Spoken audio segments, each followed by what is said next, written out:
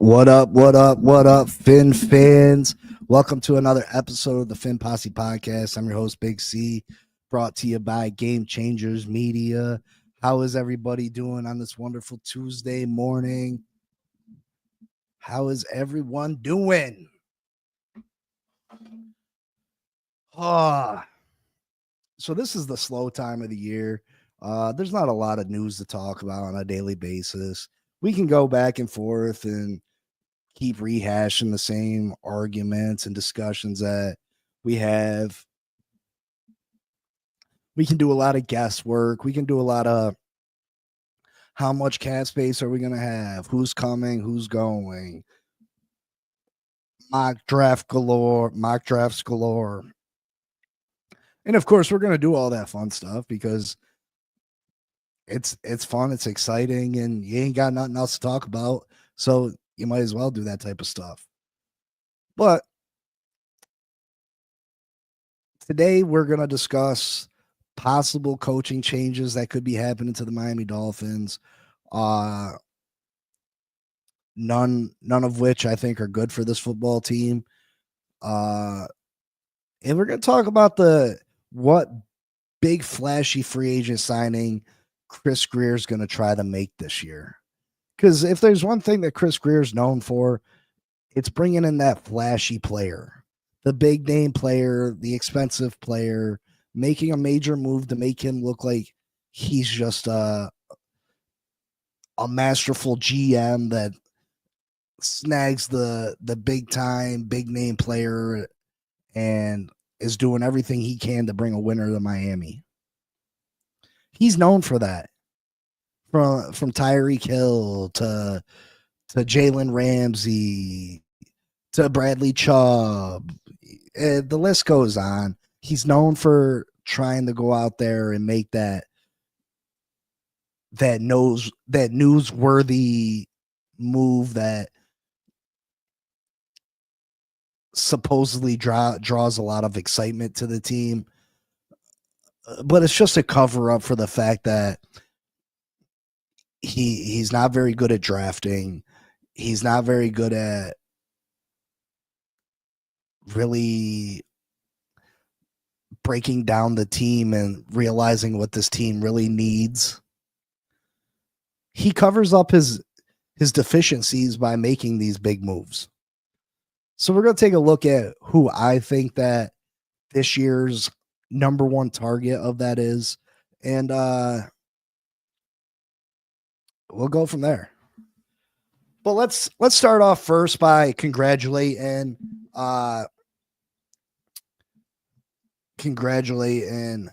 Jonnu Smith. Jonnu Smith has been named to the Pro Bowl as an alternative. Man, Jonnu Smith is, to be honest, he shouldn't even been an alternative. Jonnu Smith should have been on the team regardless. He had a great season, record-breaking season for the Miami Dolphins. He should have just been named to the Pro Bowl, in my opinion. His stats are definitely good enough. Jonnu Smith this year had 88 catches for 884 yards, 10 yards a catch. His long was 57 for 8 touchdowns. Just an absolute great year for Jonnu. Congratulations to him. His first Pro Bowl. Like I said, a record-breaking year as far as tight ends go for the Miami Dolphins. And I'm very happy for him, and I'm glad that he's under contract for this year.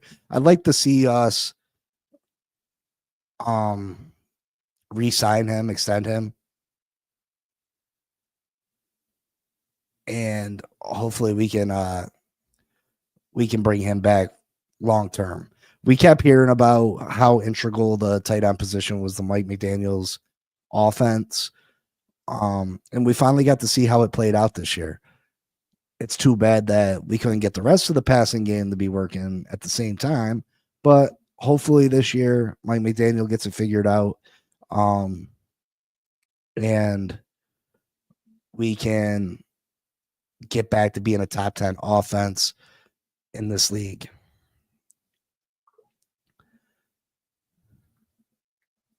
Sorry, folks, just 1 second.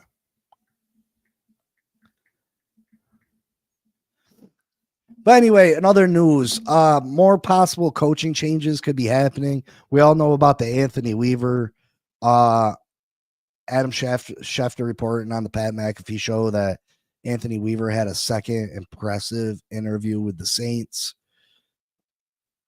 Says that anybody that's ever talked to Anthony Weaver in person wouldn't be surprised that the Saints would come off as being impressed with Anthony Weaver. This could be if Anthony Weaver leaves, that would be a huge loss for us. We need to figure out how to have some continuity on this defense, continuity with our coaching staff. This is 4 straight years that we'd be moving on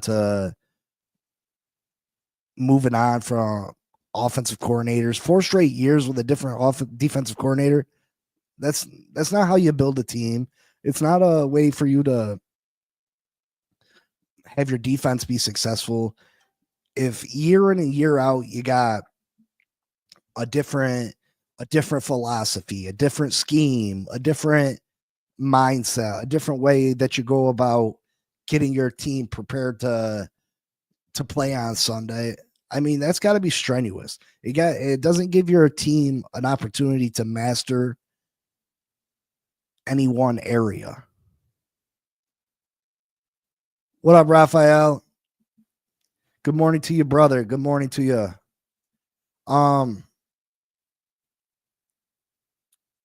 Yeah, I just feel if Anthony Weaver leaves, it's very detrimental to this football team.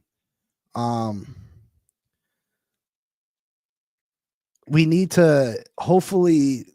I know that the Saints are flying up to meet with Kellen Moore, the offensive coordinator for the Philadelphia Eagles.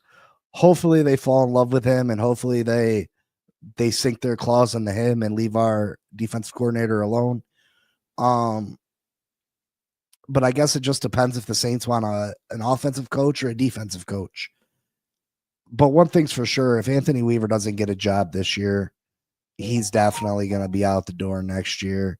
So we need to probably start getting our next one lined up. I honestly believe, and Raphael wants to know defensive coordinator candidates that in case Weaver leaves. I'd like to see Jim Schwartz if Weaver leaves. Jim Schwartz has been a great defensive coordinator for a long time in this league. I'd really like to see us be able to get him somehow. I believe is he still the coach? Is he still the defensive coordinator for the Cleveland Browns? Is he still with Cleveland?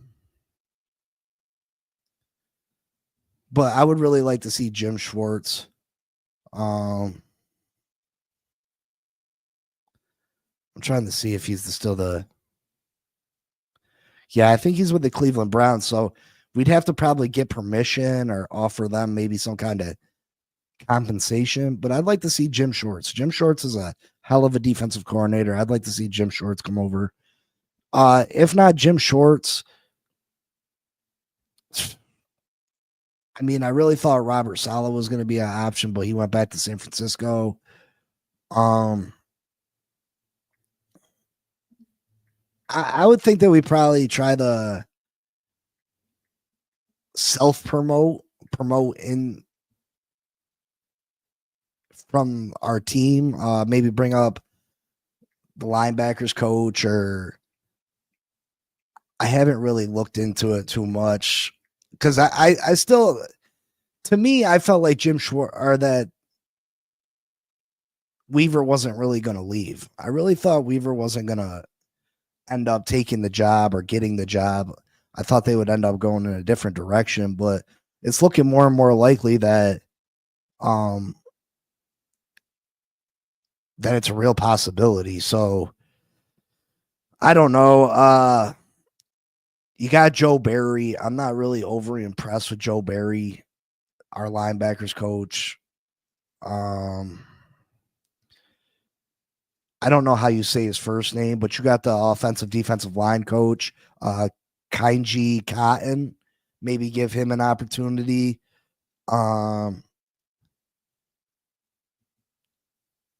I'd really have to Ryan Crow, the outside linebackers coach. Um, Matt O'Donnell, defensive assistant. Sean Ryan, defensive assistant.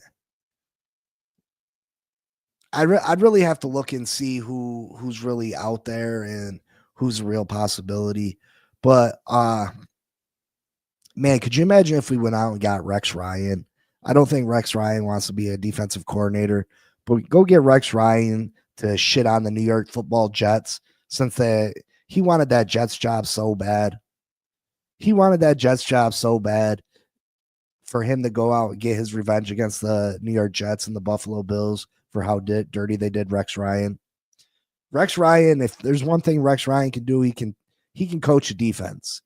And Rex Ryan, he's a leader of men also, and I think that would help this team. He's a no nonsense, no bullshit kind of guy. Do I think that's a real possibility? No, but I would love to see that. I don't know, Raphael. I'll get back to you on who. Maybe tomorrow I'll have a list of who the real options are at defensive coordinator for the Miami Dolphins if Anthony Weaver leaves. But yeah, I feel like they'll try to self promote, if anything. In other coaching news, Darrell Bevel, our quarterbacks coach, might end up leaving us also, which would be absolutely horrible. Now, whether you're a fan of Tua or not, or whether you think Tua's a bomb or he has potential, Darrell Bevel has done wonders with he's done wonders with Tua. He's really improved Tua from year 1 to year 5. Yeah, I know Tua can't stay healthy. I know Tua can't beat the good teams. Like I said, a lot of Tua deserves a lot of the blame for all of that. But a lot of that has to do with the offensive line. And until the Miami Dolphins give Tua offensive line, and until Tua fails with a great offensive line, I'm going to continue to make that argument for him. But Darrell Bevel has done an absolute wonderful job with the quarterbacks here. He's done an absolute wonderful job with Tua Tagovailoa.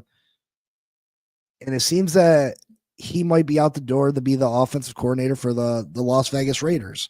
Pete Carroll was hired as the head coach of the Las Vegas Raiders.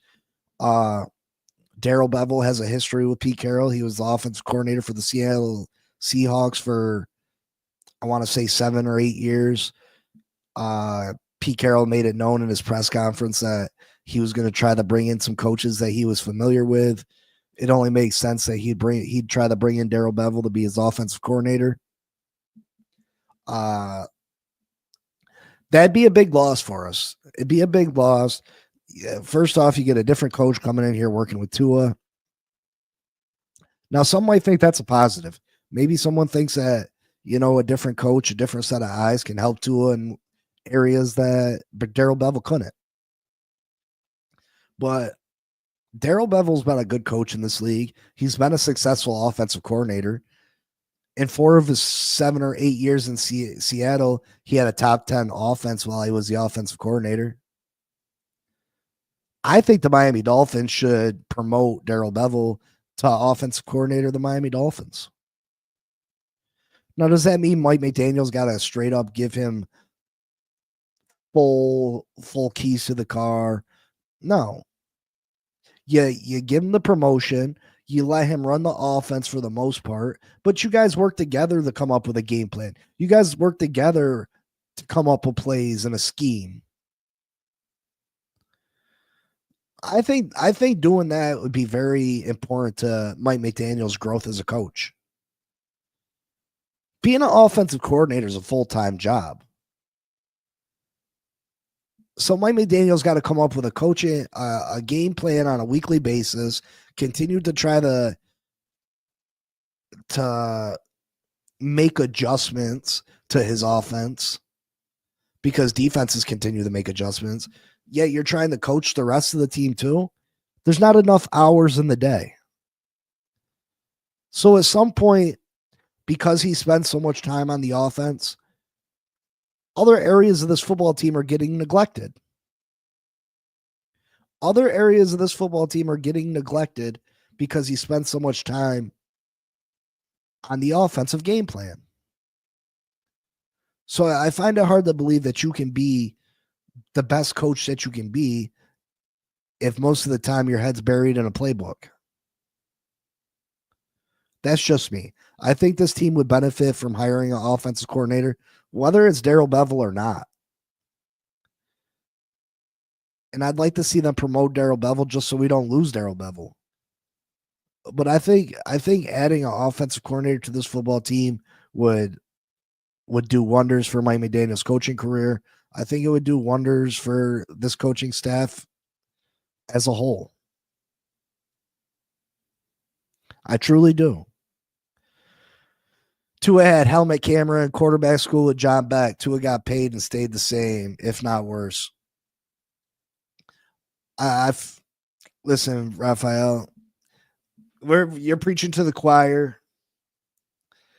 Tua definitely, just when I think that he could be getting better, he has a game like he did against the Houston Texans.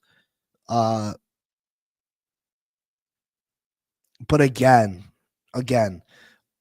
until we give Tua the offensive line, a top 10 offensive line, a top 15 offensive line with a healthy running game, our evaluation of Tua Tagovailoa is incomplete. Now, one thing that you can't argue about, and there's no ifs, ands, and buts about, is Tua Tagovailoa's health. His health, he can never be a franchise quarterback.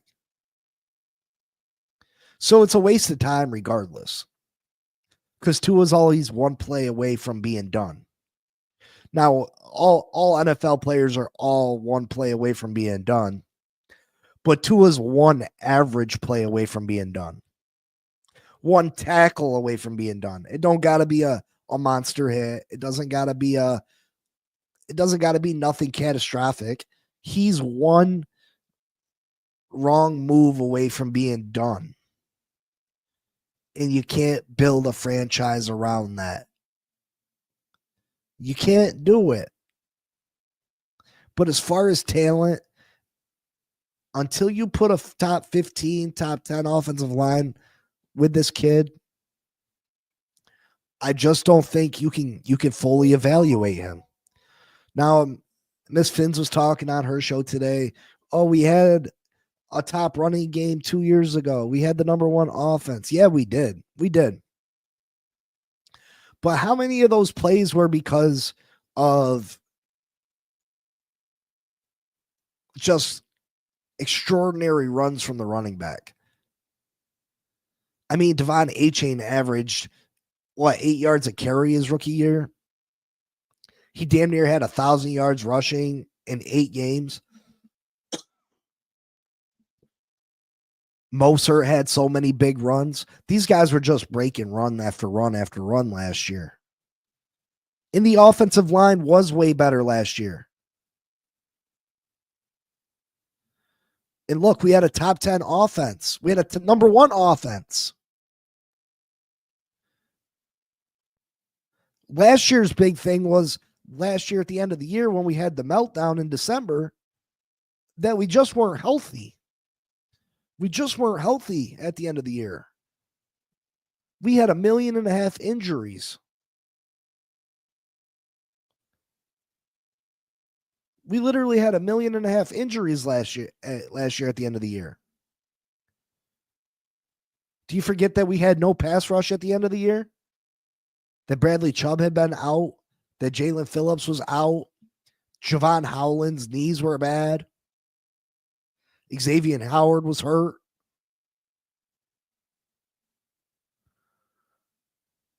That by Tyreek had took that horse collar, week 10, 11, and he had been hurt. He wasn't the same after that horse collar tackle. Jalen Waddle had been hurt. We dealt with so many injuries last year at the end of the year. It wasn't just a Tua meltdown. We just had so many injuries that we couldn't. Of course we were going to have a meltdown. Of course we were going to lose that many games. If those guys were healthy, you can't tell me that Buffalo win the division last year by 1 game. If all those guys weren't hurt, we would have never lost the division to Buffalo. It would have never happened. Like sometimes you guys, I know you, I see the frustration with the Miami Dolphins. I see the frustration with Tua Tagovailoa. But sometimes I think everybody forgets just how good this team has been at points. Like we had a 5-game lead on the Buffalo Bills. Literally, we had a 5-game lead on the Buffalo Bills. And yeah, we pissed it away. But we still had a 5-game lead on the Buffalo Bills, a team that just took the 2-time defending Super Bowl champs to the limit. We almost beat this Buffalo Bills team this year. The same team that took the 2-time defending Super Bowl champs to the limit. And if it wasn't a Jordan Poyer stupid ass personal foul penalty, we would have won that game. We would have beat Buffalo. If Tua didn't miss 6 games this year, we would have been in the playoffs. And that's with a terrible, terrible offensive line. That's with Tyreek Hill with a broken damn wrist all year. That's without any pass rush this year.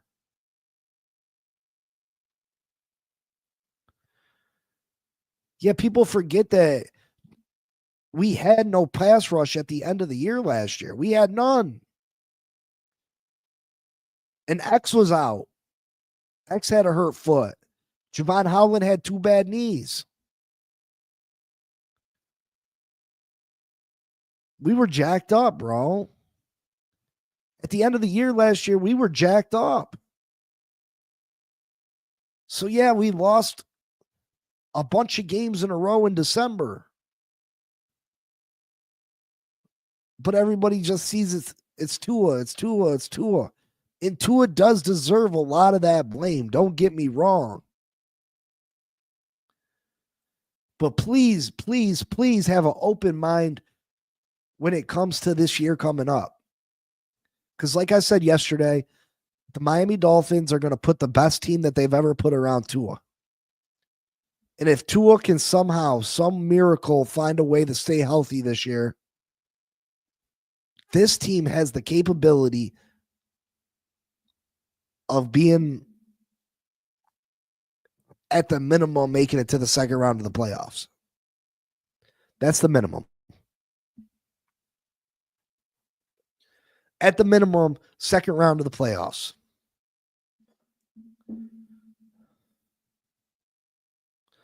I mean, mark my words, write down the date. I'm telling you right now, it's facts.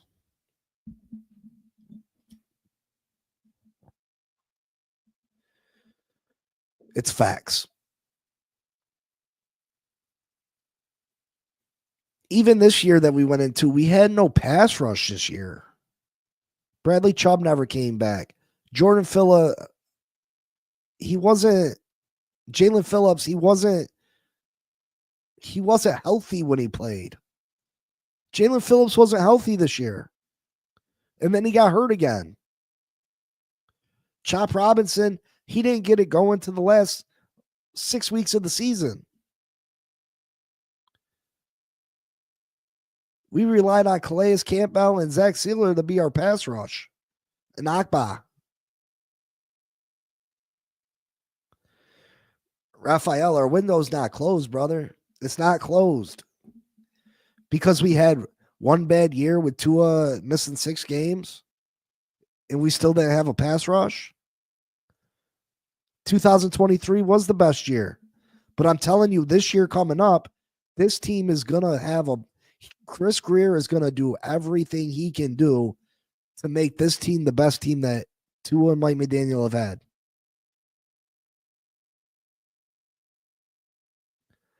They're going to feed Tyreek the ball. They're going to make him happy.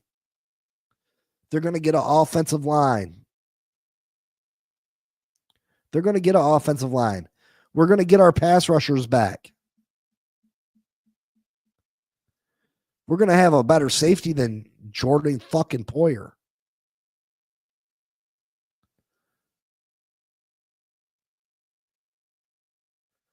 I'm telling you, watch, my friend. Watch. Have some faith.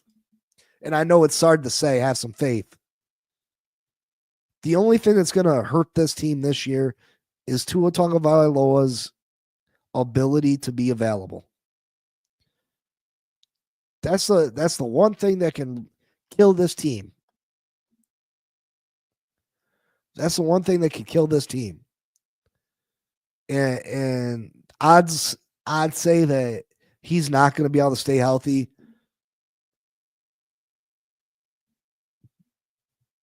But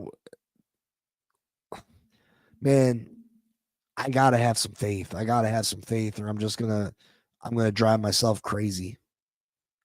I can't sit here thinking that football is such a long ways away, and when it does come back, I have nothing to be hopeful for, nothing to be happy for.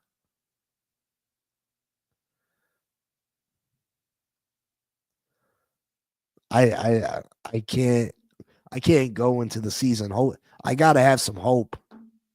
Brother. To keep myself sane. I gotta have some hope. I gotta have something to get excited for. I'm getting too old for this shit. Over 30 years of being a fan, it's mind numbing. It drives you crazy. It'll make you go insane. And to think that I gotta wait multiple years for Tua to be gone, for Mike McDaniel to be gone, for Chris Greer to be gone. I gotta wait for this team to get out of the salary cap hell that Chris Greer is about to put us in.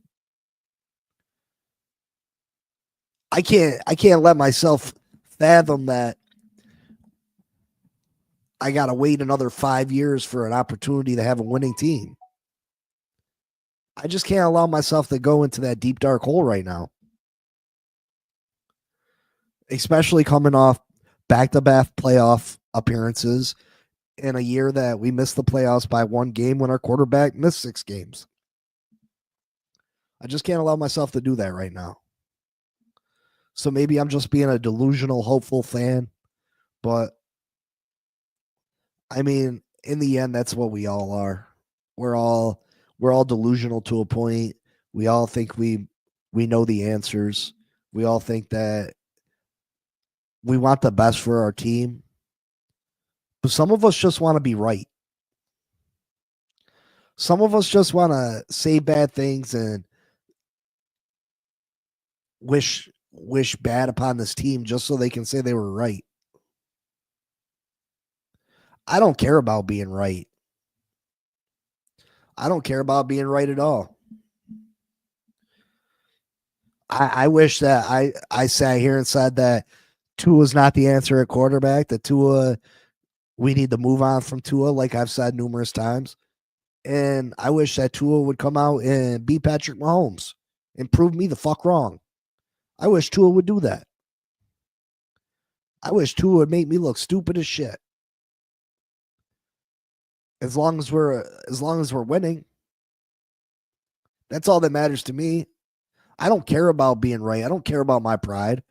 I don't care about looking like I know what I'm talking about to the people that follow this page. Now, obviously, you're not going to follow this page if I sound completely dumb. But shit, I'd rather have 0 subscribers and have a winning fucking franchise than than than have 50,000 subscribers and my team be straight garbage. I give this shit up today. This podcast, I'll give this podcast up today for a Super Bowl title. Believe that.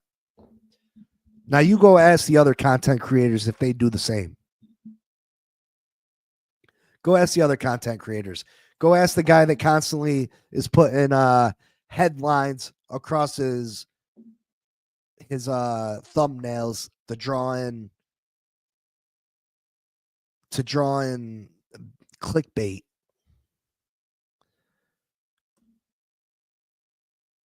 The clickbait guy who's got 300 subscribers and is getting 1,000, 1,200 views a video.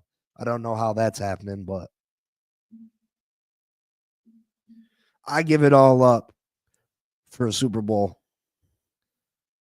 All this money I've spent on computers and microphones and decor, I give it all up for a Super Bowl title. Every piece of it. I don't even know what I'd do with myself if we won the Super Bowl. I don't know if I could believe it. I feel like I'd be in a dream, I think. I don't even know if I could physically watch the game. I don't know if I could. I don't know if I could watch the game. I know I wouldn't get enjoyment out of it. I know I wouldn't get enjoyment of my team being in the Super Bowl. I'd be a complete and utter mess. I'd probably need to take a Xanax or something. Is that what people take when they're too I don't know. You take a Xanax if you're stressed out or something? If you got anxiety or I don't know. They'd have to give me a tranquilizer shot or some shit because I'd be an utter mess. But anyway, let's talk about the big flashy move that Chris Greer is destined to make. Every year it's somebody. If Chris Greer's known for one thing, it's the big flashy move. Chris Greer is known for the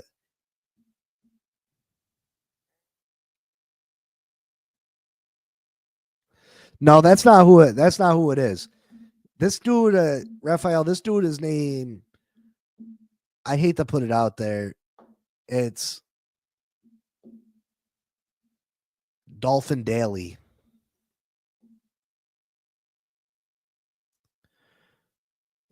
It's Dolphins Daily. It's a black guy. But he's only got like 7-8 videos. He had 100 subscribers a week ago. He's only got like 8 videos. But every one of his thumbnails say every one of his videos said breaking news or just something to catch your eye. There's no breaking news right now. You know what I mean? There's no breaking news. I just don't. I know how I mean, I'm not too up on how YouTube works, but I know there's like an algorithm and you got to get a certain amount of likes and a certain amount of the more subscribers you got, the more your video gets seen. But how do you have 200, 300 subscribers, yet your video, one of his videos had 13,000 views? It didn't even say nothing. Like it wasn't even like a major video. So I don't even know how it happens. I don't know how he's doing it. But I mean, I guess that's just me hating a little bit. But I just don't. I'd like to know the secret. But yeah, if there's one thing that Chris Greer is known for, is the big flashy move. This year's big flashy move, I believe, because he finally acknowledged. Chris Greer finally acknowledged it's just not the fans that are concerned with the offensive line, that this offensive line is a real problem. That this offensive line is a real problem. So my prediction for Chris Greer's big flashy move this season is that he's going to go out and he's going to get the 25-year-old guard from the Kansas City Chiefs, Trey Smith. He's going to go sign the 25-year-old guard, Trey Smith from Kansas City Chiefs. Now, Trey Smith will help this team tremendously. Trey Smith is a fantastic guard for the Kansas City Chiefs. He'll immediately be the best offensive lineman we have on this team. He immediately becomes the best offensive lineman that we have on this team. What up, Costa Nostra? Good morning to you, brother. He 100% becomes the best offensive lineman we have on this team. He absolutely will become. He'll 100% improve our running game. He'll do a great job at pass protection. He will be a win for us. But doesn't this make you question why he didn't just keep Robert Hunt?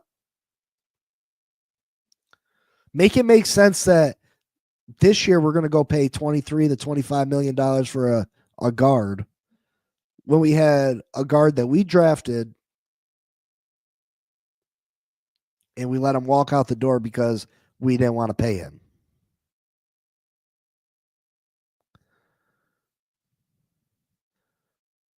But you got too cocky last year. You were too cocky. You let Robert Hunt walk out the door. And then this year we're gonna go pay a left guard the same amount of money.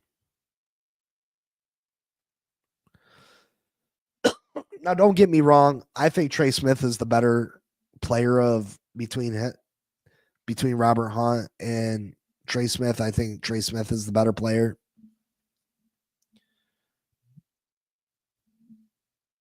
But why didn't you re-sign Robert Hunt last year? Because you thought you was smarter than all of us. That's why. You got too big for your britches. You got too cocky. You thought that you knew better than all us fans. All us fans that sit here and watch every moment of every game where we were screaming and hollering to improve the offensive line, to keep Robert Hunt, to keep our offensive line, to keep improving the offensive line, not make it worse. And you wanted to put Liam Eichenberg there and think that it was not going to make a difference. You thought that Liam Eichenberg instead of Robert Hunt was not going to make a difference. Now, Robert Hunt, his last year here, he did miss 6 games or so, I think. He did have an injury plague last season. And I feel like $20+ million a year was a little steep for Robert Hunt. I'm not going to lie. I thought it was a lot of money for Robert Hunt. And like I said, I think Trey Smith is the better player. But this year, it's all right to pay $20-some million for an offensive lineman, but last year it wasn't. Of course, Trey Smith can't come without any questions or concerns. Of course not, because that's not Chris Greer either. Everybody that Chris Greer brings in's got to have some kind of issue. Everybody that Chris Greer brings in has to have some kind of concern, some kind of worry, some kind of problem. So Trey Smith has a history of blood clots. So we got to sit there and worry about that. Hopefully it doesn't it doesn't end up affecting us too much.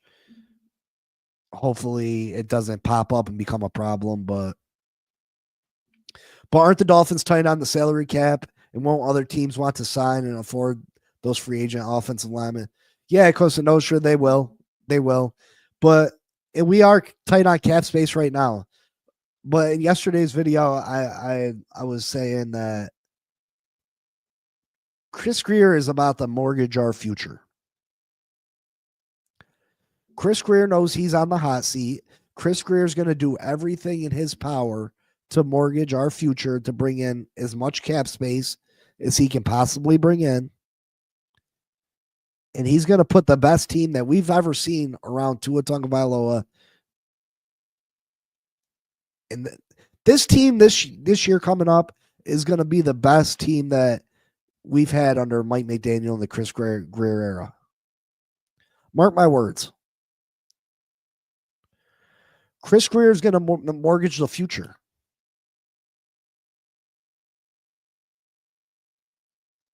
He's going to mortgage the future because Chris Grier is he's not concerned with a future that he's not going to be involved with. He's not concerned with a future that he's not going to be here for. If he doesn't get it right this year, he's not going to be here for the future. So why? He's not worried about that.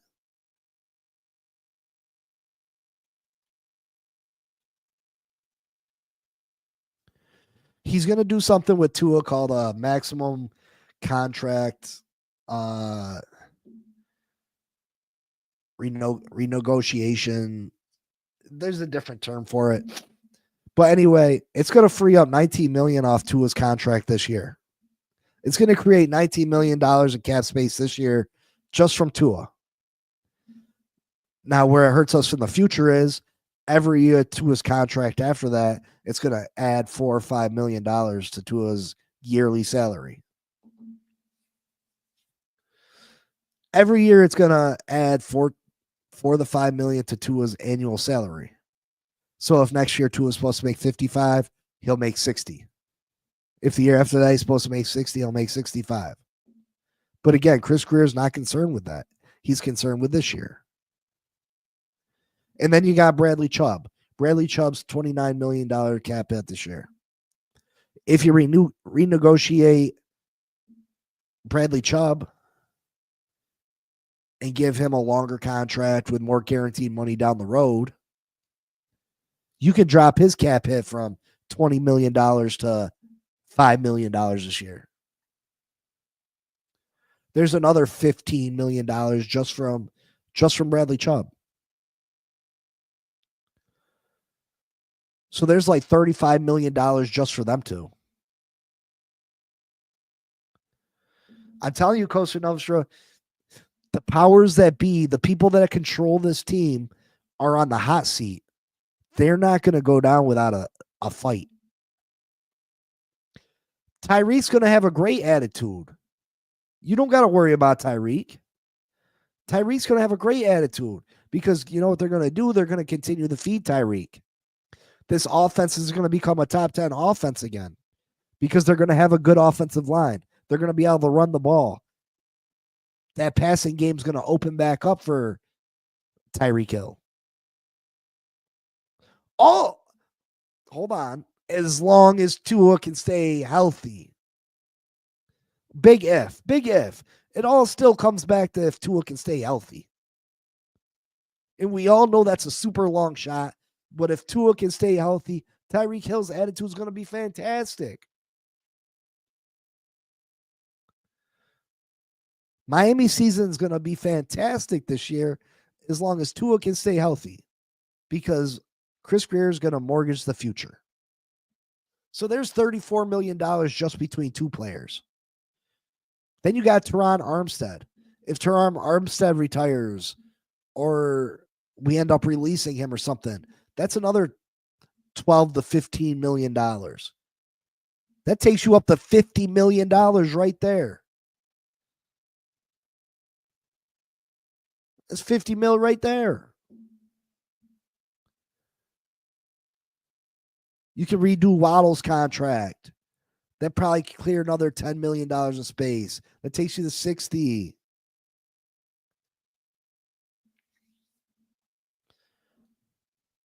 You release players like Smythe, save you $3 million. Moser, another $3 million.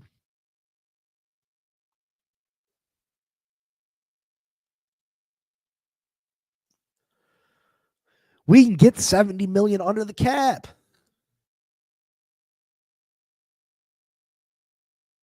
And then if we go into the draft and draft areas of need, if we go get a top offensive lineman, we go get a top safety. We bring in a veteran quarterback. We bring in a big back receiver that can go and get the third and shorts, the fourth and shorts. He's going to address all the areas he's been neglecting. Because he knows if he doesn't give Stephen Ross a winner this year, he's out of here. Mike McDaniel knows if they don't produce this year, they're out of here. So they're going to do everything and anything in their power to give this team the best opportunity to win. Costa Nostra, we got to be optimistic. Are we going to be suicidal up in this piece? We got to be. I can't go through life being a realist. Too much of a realist, that is. I got to have hope. I got to have hope.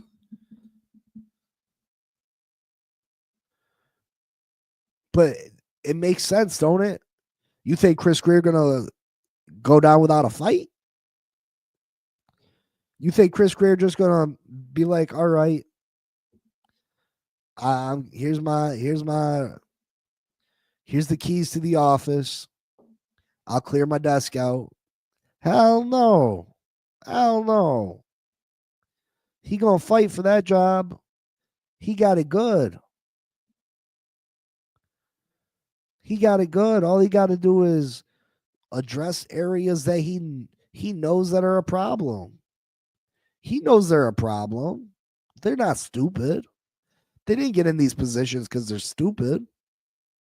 He didn't become a general manager of an NFL franchise because he's stupid.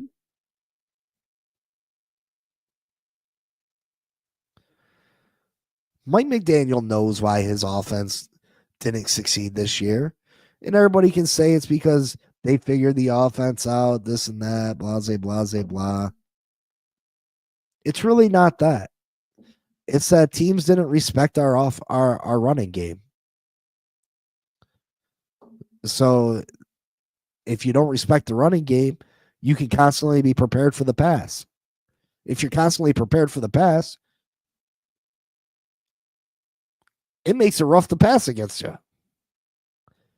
And if your quarterback misses 6 games and you're starting Skylar fucking Thompson, tell me how you're going to be successful.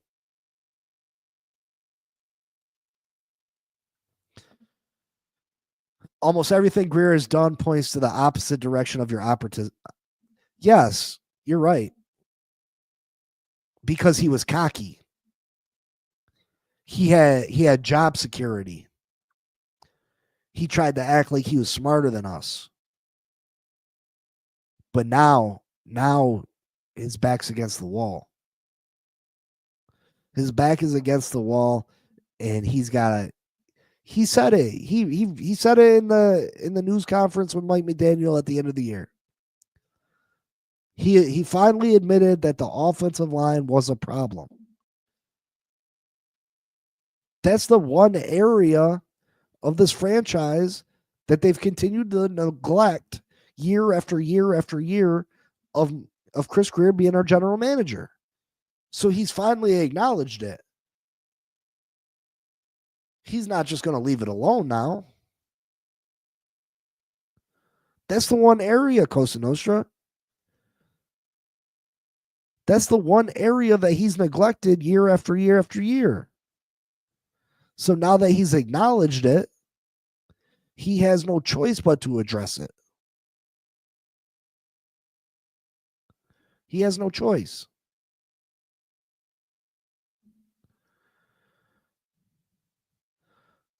So mark my words, the big flashy move this year, in my opinion, is going to be Trey Smith, guard, Kansas City Chiefs, probably four-year deal, average 23 mil a year. The Miami Dolphins are going to have plenty of cap space because Chris Greer is going to mortgage the future of this franchise. And we got to be positive. We got to be positive, Miami Dolphin fans, or we're gonna be miserable, sad, depressed. Just think, we were a playoff team 2 years in a row. Last year we missed the playoffs by one game. That's without a pass rush, and that's with missing our quarterback for 6 games. We hope, we pray that Tua Tagovailoa can stay healthy. At the very least, we're competing for the playoffs, hopefully competing for a division title.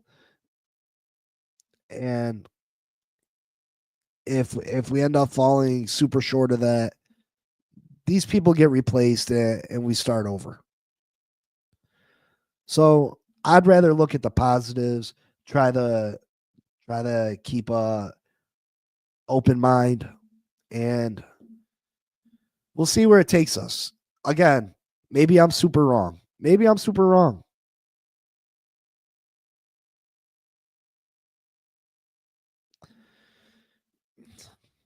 Maybe he does get outcoached, but his coaching and his coaching leaves a lot to be desired. Don't get me wrong. His coaching definitely does leave a lot to be desired. But his coaching's been good enough to win us to secure us playoff berths in 2 out of 3 years. So is he the best coach in the league? Hell no. Does he make mistakes that you're like, wow, I can't believe you're a coach in the NFL? Absolutely. I thought he did improve this year to a point. I thought he was a little bit better with time management. I thought that he actually ran the ball and dedicated himself to running the ball this year, even though we had no chance of running the ball with a 5'8", 175-pound running back and no offensive line. So, I mean, he has shown that he's made some adjustments. I think his biggest area of concern is that he doesn't do very well with in-game adjustments. But hopefully he can improve too. He's still a young coach. He's still a young coach. So we shall see. We shall see. Maybe we win 3 games this year. And you can say, Big C, you're a big retard. Or maybe we're in the divisional round of the playoffs and you were like, Big C, you were right. Or maybe we finish 7-10 and we're just all miserable. But if we finish 7-10, we should be happy because Chris Greer will be gone, Mike McDaniel will be gone, and we'll be eating a lot of dead cap space for Tua Tagovailoa to be gone. So we should be happy then. All right, folks, make sure you like, subscribe, comment, and share. You know, maybe I'm right, maybe I'm wrong. Who knows? I just know I got to keep some kind of faith or I'm going to be miserable. And that's too many months. That's too much of my life to keep being miserable, completely miserable. Hey, I've seen things a lot worse than what they are right now. So I got to keep a little bit of optimism. But please make sure you like, subscribe, comment, and share. I appreciate your time. I appreciate you coming through. I appreciate your loyalty. I really do. I'll always remember the people that rocked with me from the beginning. No matter how much I grow, I'll remember the Raphaels, the Cosa Nostras. I'll remember you if I ever become YouTube famous. Chances are I won't, but I'll remember the people that rocked out with me and showed me loyalty from the beginning. I appreciate you all.